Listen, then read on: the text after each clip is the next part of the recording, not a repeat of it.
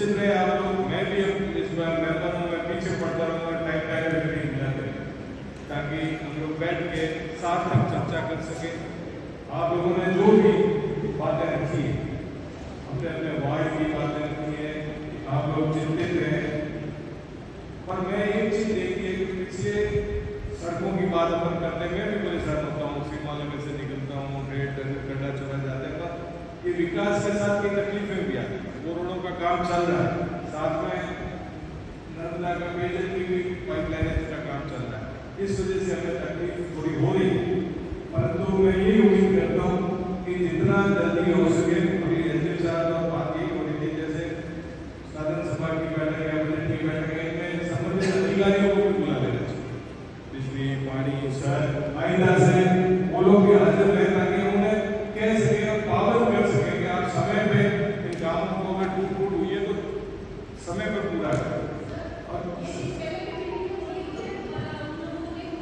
वो मैं तो आ रहा हूँ,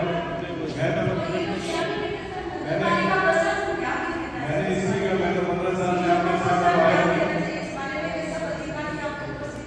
तो मैं अब आपके साथ मैं भी चिंता तो सब मिलके पाबंद करेंगे मीटिंग के टाइम पे वो अपन चर्चा कर सकें, शहर की चर्चा के लिए तो सब चिंतित। आप सभी बिराजे, आप सभी को लोगों ने मत दिए, वोट दिए, तब यहाँ आए, और आप सबका धर्म क्या है, आप जब कहीं जाते होंगे अपने घर के मोहल्ले में खड़े हुए लोग आपको आगे टोकते होंगे कि साहब ये कचरा पड़ा है, ये सड़क खराब है, ये नाली रुकी हुई है, तो इन चीज़ों पर हमें ध्यान देना चाहिए। और मैं उम्मीद करता हूँ कि नगर पालिका प्रशासन इस चीज़ को सीरियसली लेगा। यूँ नहीं होना चाहिए कि मीटिंग में एक दिन बोल के चले गए, अपने तो फॉर्मेलिटी कर ली, ऐसे नहीं होना चाहिए, उसका अगली मीटिंग में जवाब नहीं देना चाहिए। क्योंकि पिछली मीटिंग में हमारे मेंबर साहिबा ने ये बात की, उस मीटिंग का वापस हमें जवाब देना क्या हुआ, उस पर एक्शन क्या होगा ताकि कम से कम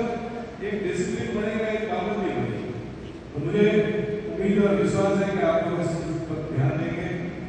एक बात आई थी कि एमएलए से कुछ नहीं मिला, मैं कितने साल भी दूंगा कि पीछे का तो मैं नहीं जानता, पर अब आगे जो पैसा आएगा आप सबके वार्डों में मिलेगा, तो वाजिब काम होगा, वहाँ पे विधायक कोष से भी राशि आमदन की कोशिश करेंगे। पढ़ने की बात कही आपने, सीमा नगर की किसी मेरे पास तो ये वार्ड का इस तरह का पूरे शहर में, तो इन पट्टों के बारे में भी आप बता दें, क्योंकि अगर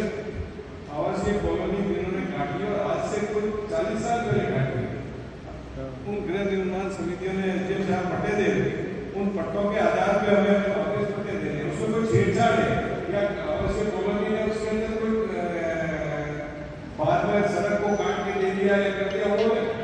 आप उसका मूल कॉपी लेके उस चीज को भी वेरीफाई करिए। सही बात है। उसमें जो रजिस्ट्रेशन करवाया ना, उसमें जैसे जो उसके जो अप्रूव रखते हैं वो डिफरेंस थे, उसको भी अपन वो कहेंगे। नगर पालिका के पास में भी इनके 3 पट्टे, 2 पट्टे तो इनके पास हाजिरी एक और पड़ा है। आप लोगों के वेरिफिकेशन के चक्कर में जो वाजिब भी चलन किसी ने बैठे उन चीजों में आप तालमेल करें और उस चीज को देख के चीज करें। सीवरेज की बात है आपके, सीवरेज का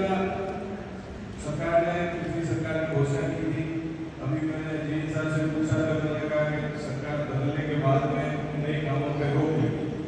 सभी मुझे बताया गया, तो उम्मीद करते हैं कि वो काम भी वापस उसके ऊपर से रोक हटे और सरकार उस पैसे को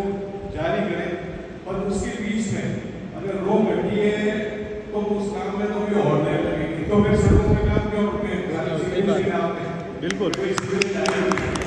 अभी तो उसमें मेरे हिसाब से रोक दिया गया है, तो तय करें, तो आप नए कामों को करें, देखा जाएगा कैसे होगा, क्या होगा, उसको भी उस तरीके से बढ़ाएंगे वो आप लिखवाएं उस चीज को। एक सबसे बड़ी चीज जो मेरे दिमाग में कई सालों से चलती आई है कि निर्माण का बाईपास होना चाहिए, क्योंकि कई मोहल्ले ऐसे हैं जहाँ बड़े बड़े ट्रॉले निकलते हैं, बड़ी चीजें निकलती है। मैं तो एसडीएम साहब से और नगर पालिका से भी सहयोग मांगूंगा, और मेरी एक कोशिश रहेगी कि किसी भी तरह से नगर पालिका नगर शहर से बाईपास कैसे कर सकते, छोटे छोटे टुकड़े हम ये करने के केंद्र सरकार पैसा देगी, राज्य सरकार से पैसा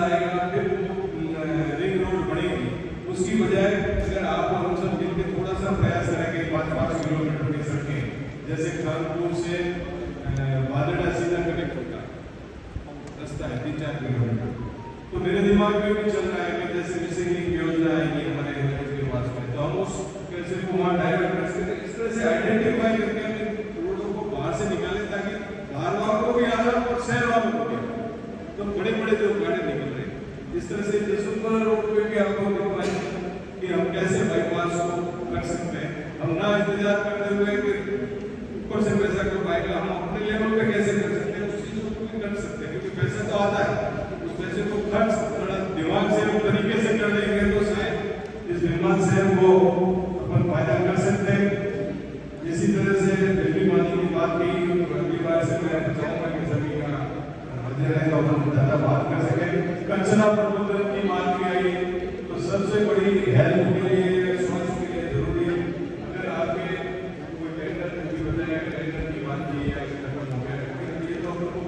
बात निर्णय करनी चाहिए, क्योंकि ये तो सरकार की प्रायोरिटी है। सरकार भी, केंद्र सरकार, राज्य सरकार, सभी सरकार चाहती है कि कचरा साफ सफाई स्वच्छता में कोई कमी नहीं है, नालियों में कचरा जमा नहीं है। ये सारी चीजों को आप दिखाएं। पहली मीटिंग है,